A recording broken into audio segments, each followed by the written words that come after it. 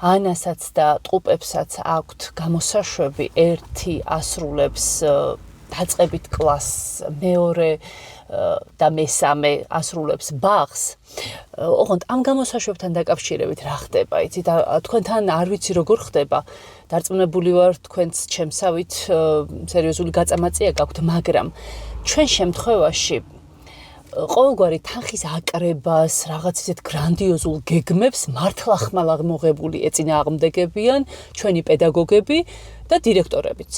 კატეგორიულად გვაქვს ეს ამბავი აკრძალული, მაგრამ მეტი ჩარამშობლები, რის მეტი ჩარამშობლები ვართ, რომ ამ ყველაფერს თავი არ ავარიდოთ.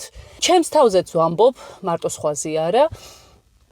რადგან გვაქვს ზოგჯერ საკმაოდ ისეთი არაადეკვატური სურვილები ჩვენ შვილებთან დაკავშირებით. რა თქმა უნდა, ყველას გვინდა რომ ის დღე იყოს ძალიან ლამაზი, ძალიან ფერადი, მშვენიერი და ყველაზე საუკეთესო ეცვათ ბავშვებს კარგად და შთამბეჭდავად დაამახსოვრდეთ, მაგრამ ხანდახან იმდენად ზედმეტებში გადავდივართ, რომ რა ვიცი, არ არის საჭირო ეს თვითმფრინავიდან პარაშუტით გადმოხტომა, დრონები ირგვლივ და რაღაც დიზაინერების მომსახურება და ასე შემდეგ. ისი არ გაიგოთ, რომ ჩვენ გვყავს ეს ყველაფერი, ზოგადად ვამბობ.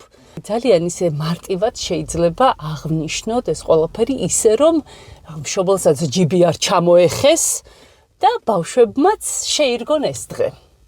მაგრამ რომ ვაკვირდები, უფრო დედების დღეა ეს დღე, ვიდრე ბავშვების. აი, ისეთ დეტალებს აქცევენ ყურადღებას. ჩემი ჩათვლით. ფერი ქართულ მშობლებს არ გვეშველება რა.